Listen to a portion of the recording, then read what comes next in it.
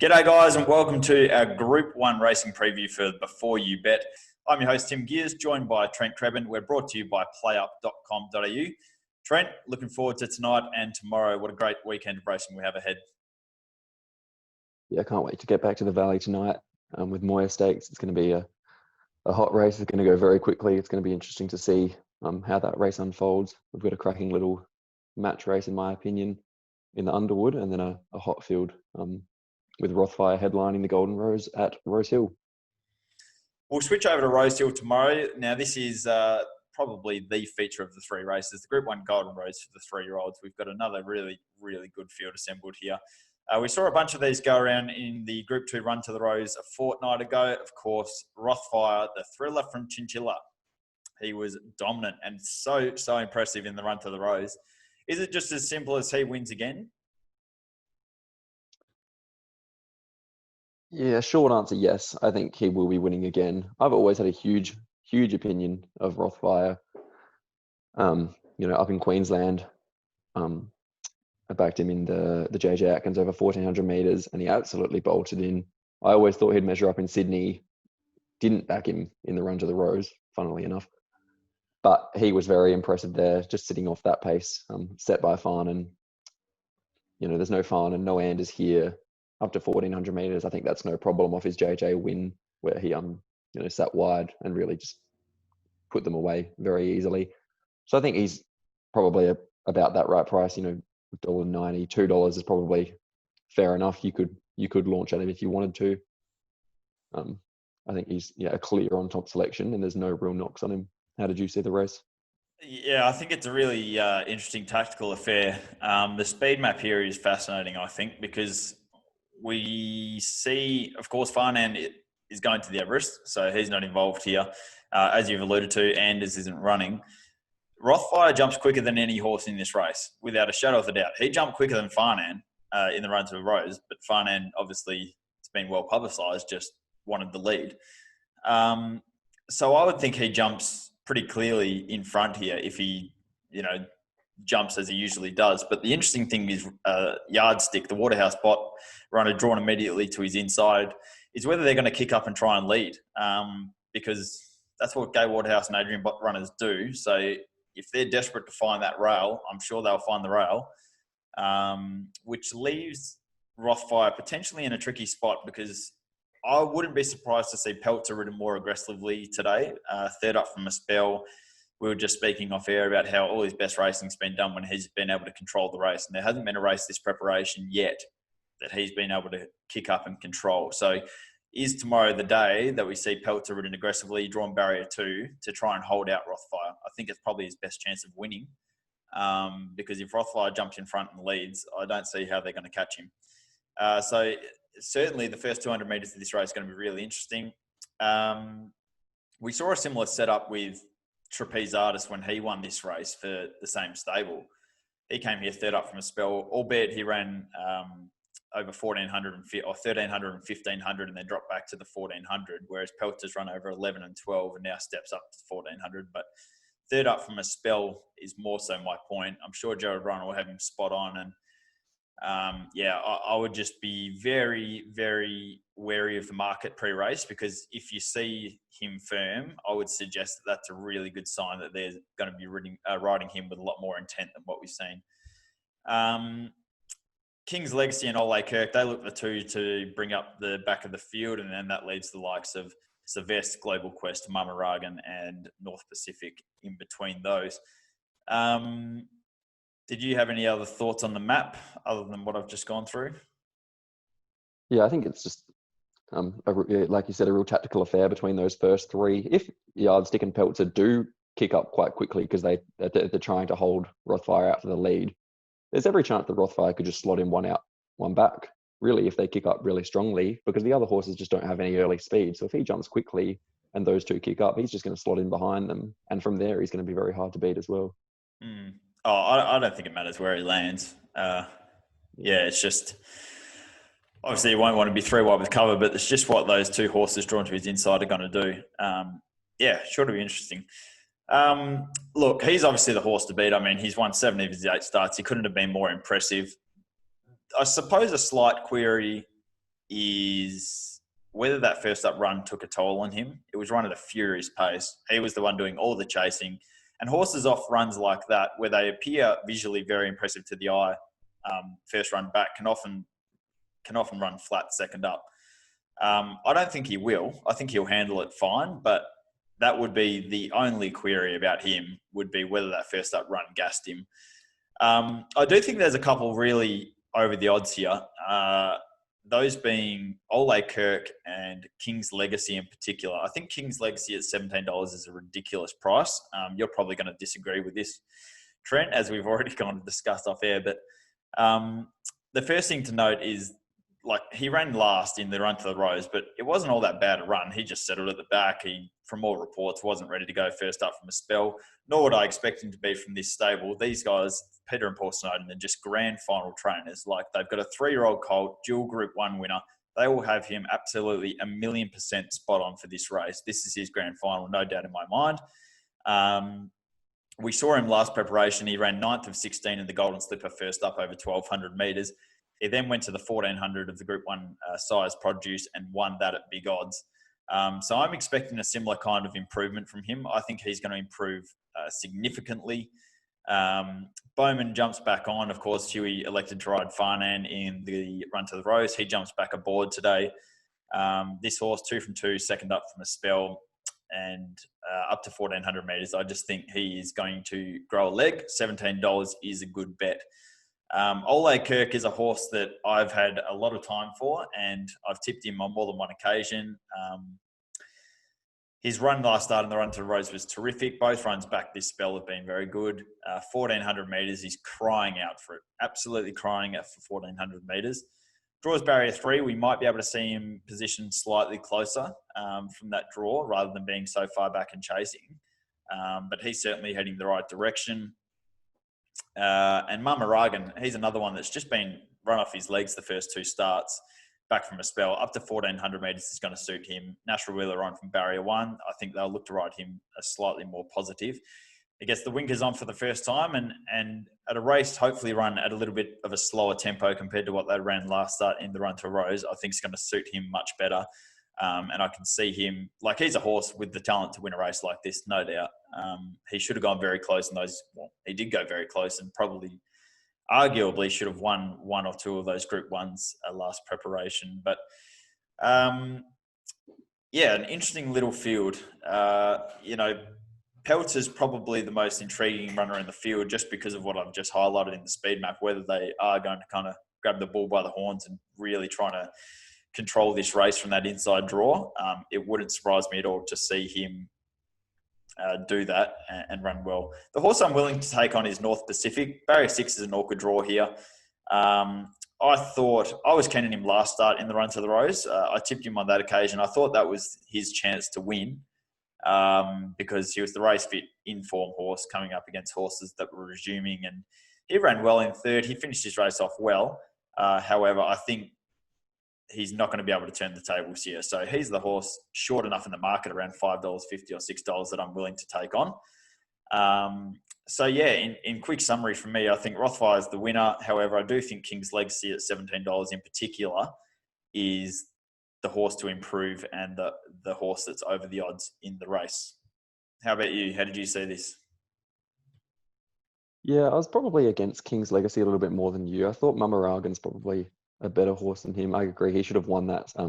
Is that 1,400 metre sires race, Mama Ragan, that King's Legacy won at big odds. I think Mama Ragan started a pretty dominant favourite there, and I think you can make a strong case that he should have won there.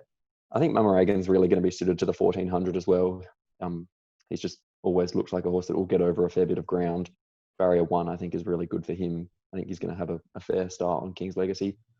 I agree with North Pacific. I think the other thing with him, I'm not sure if he touched on that, is I think he might just be a lot better on soft tracks.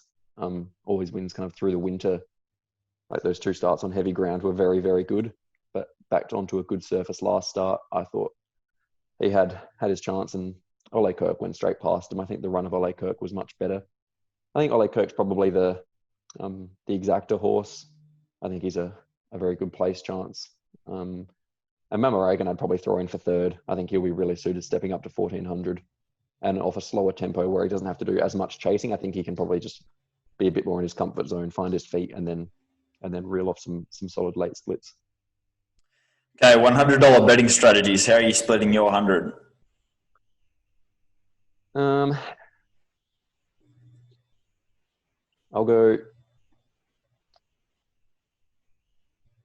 85 on Rothfire, and then I'm just going to go $15 on a trifecta. Rothfire standout for first, Mumaragan, Ole Kirk, boxed up second, third. Okay, I'm going to go.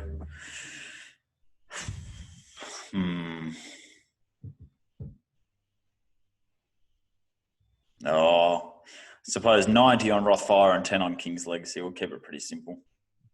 Or maybe you could go 80 on Rothfire, 10 on King's Legacy, and a $10. I was going to say a $10 trifecta on Rothfire, King's Legacy, Mumaragan, Ole Kirk, but no, we'll just keep it simple. 90 and 10, keep it simple. Nose punter. All right, we'll move on to the final Group 1 of the weekend. It's the Group 1 Underwood Stakes. This is race number 8 on the card at Caulfield on Saturday. It is weight for age over 1,800 metres. Our favourite here is the hype horse number 10, Russian Camelot, currently even money. Of course, he came off a very, very good effort. First up in the Group 1 Maccabi Diva Stakes, beaten 0.2 lengths by Fierce Impact. Decent little field, only limited numbers, 10 runners in the field. We'll quickly go through them all. Galo Shop, Humidor, Trap for Fools, Lavendi, Sosabon, Mr. Quickie, The Chosen One, Harbour Views, Arcadia Queen, and Russian Camelot. To my eye, pretty weak Group 1 field. Yeah, it is. There's a few numbers kind of going around. Russian Camelot's obviously the big draw card, and Arcadia Queen, I think, still is a Group 1 horse. Other than that, it's a little bit low on quality. It's a bit of a smaller field than we've had in Melbourne for the Group 1s, which has made things a bit easier for me. But yeah, I agree. It's one of those, it's not really a grand final Group 1 for a lot of horses. It's just a lead up to a Cox Plate or a Caulfield Cup, so that can be a bit low on numbers. Is this as simple as Russian Camelot just wins? Yeah, I think so. I think he does win. I think that he's the best horse in this race going forward. I think his run first up in the Maccabi Diva was huge behind Fierce Impact, racing basically 4 wide without cover for the entire race. That has been a little bit overplayed, I think, because it wasn't a fast tempo, so it wasn't like he was doing a stack of work. He was covering ground, but that's not a bad thing for this horse because he likes clear air. Remember Danny O'Brien saying last prep that he was ridden not really to suit that horse a couple of times when he was boxed up. And he said that despite sitting 3 wide last in the SA Derby, he said that John Allen actually rode that horse really well because he just get him in his own kind of clear air and where he can cover ground and not be boxed up. And that's when you actually see the best of him. So obviously did cover a lot of ground. It did help that he had 53 lengths on every other runner in that field. Yeah, well, that's one thing. It certainly got him over the line there. That was a dominant win. I think, with a softer run first up and not covering as much ground, I think he beats Fierce Impact, who had a very, very good run, courtesy of Mark Zara. And Fierce Impact's a very good Group 1 1,600 metre horse as well. So I think from here, he'll get back from barrier 9. I've seen a few people suggesting that he's going to roll forward. I just can't see that happening. There's no way they're going to roll him forward from barrier 9. So I think he'll be just worse than midfield, one off the fence. Probably don't think he'll be last, but I think he'll just be in clear air, just worse than midfield, and be able to pop him out whenever he feels comfortable. The only danger I've got is Arcadia Queen because she's the only horse that has the talent to actually go with him. Now, we haven't seen the best of her really since her 3-year-old days in that Group 1 Kingston Town over in Perth, but she's the one that clearly has the talent to knock him off if he's off his game. I think she's going to really appreciate stepping up to 1,800 metres. Her run last start sickens me to watch, not getting past Pretty Brazen there. She just hit a bit of a flat spot coming around the turn when Pretty Brazen skipped away, and I think she just picked up really strongly late. So she's going to love stepping up to 1,800 metres, which was the distance of her Group 1 win. I'm just a touch worried about the rain on the day. I don't think she really likes the soft track. We saw first up, while she'd missed some work, I just don't think that she let down as well as she can on a soft track there. So if we are still in a soft 6 kind of range, she might struggle a little bit, especially from barrier 1 this late in the day. They might be coming off the fence, which she might struggle to do. But I think other than that, she maps well. She probably sits just behind the leaders. Box seat And if rail, I would Russian have thought. Maps yeah, I've outstanding, got I her there. reckon. Mm. Yeah, I think it's really interesting that she's drawn barrier 1 because she is a horse with a lot of tactical speed. You know, she sat 5th in an Everest led by Nature Strip, so she can definitely sit very handy over 1,800 meters here. Probably just sits off the back of Galo Shop and Trap for Fools, who do look the 2 leaders. And yeah, if she can get off the fence and it's not too wet, she does look the only danger. I just don't think anything else in this field has the class to go with Russian Camelot. So if Arcadia Queen gets back to her best, she's the danger. But otherwise, I just think Russian Camelot's going to be way too hard to beat. Talk to me about Mr. Quickie. He's currently a $8, let's have a look, $7.50 chance with PlayUp. Mr. Quickie ran second to Behemoth in the Group 1 Memsey Stakes. Behemoth then came out last weekend and backed that performance up with another really solid Group 1 win. He's won 2 of his 4 starts, went second up from a spell. Barrier 10, he's probably likely to be further, well, probably near last. Is there a chance of running over the top of them here? I've got him in my numbers, Mr. Quickie. I did think his run first up was really good. He's another one I'm a little bit touch worried about on soft ground. I think he's much better on a firm surface as well if we are in that soft track range. And I also think he's going to be behind Russian Camelot in the run. I think he'll probably have the back of Russian Camelot, but I don't think he's really good enough to give Russian Camelot a head start and run past him. While he can produce a really big finish on his day, we haven't really seen him get back to that outstanding form that he did show just kind of into his early 4-year-old days that we saw. So I think he's a chance, but he's probably well enough found at around $8, just with that soft track and map kind of queries there, I think. The other runner that I thought was really intriguing in this race was Humidor. Of course, we saw him win first up in the Group 2 Fian Stakes over a mile at Moonee Valley. Chris Waller, whatever he has done, has turned this horse around from the horse in WA that couldn't get out of his own way, couldn't pick his legs up. And first start for Waller, bang, there he goes, wins the Group 2 Fian Stakes at Moonee Valley. One of the best training performances of the year, undoubtedly, and one of the best training performances I've seen in my time watching races. Can this horse win this Group 1? Second up, he's had 8 starts, 4 wins. Craig Williams on board. Is this the runner that we're forgetting about? No. I don't think he can win. I think shoot me down after that. Yeah. You say about Chris Waller, and obviously, you know, he's a freak of a trainer, but I don't think he would have even seen the horse, would he? Because he's gone straight to Melbourne, and Chris Waller's in Sydney and not been able to get there. So he wouldn't have even laid eyes on the horse. Yeah, but it's all Chris Waller's training program. Like, he would be on the phone saying, do this, poke this, prod that, do this, walk him this way, pat him this way, and this is his training program. Like, they're just following, they're just following the manual that Waller's sending. Yeah. So, I get your point. Waller wouldn't have been hands-on at all, but it's certainly his training methods that have turned him around, Yeah, I think I'm pretty happy to take him on. I think that Fian Stakes, he got a dream run there, kind of just picked a gap late. Lane was an outstanding ride by Damien Lane to get him through there. I think he also just goes a little bit better at the Valley for whatever reason. We've seen his best runs, last start, obviously the Cox Plate performance behind Winks and another Cox Plate where he ran 4th, I think, have been his best kind of runs. He's never won from 3 starts at Caulfield. He's won once from 14 starts at Caulfield, but never at the track and distance. So I just think he goes a little bit better at the Valley. And I also think he is better on good tracks as well. I think he's going to be back a fair way along the fence again. I think that Fian Stakes is a little bit iffy. Like, Harbour Views was there and was probably just as good as run as Humidor, kind of back to the inferior ground there. Surprise Baby, obviously the horse, on a Melbourne Cup path was very good, but that was over 1,600 metres, not really his go. So I think Humidor just got the right split at the right time in a weaker race, and I just don't think that performance is really going to translate into a win here. Okay. Any other runners that we've missed?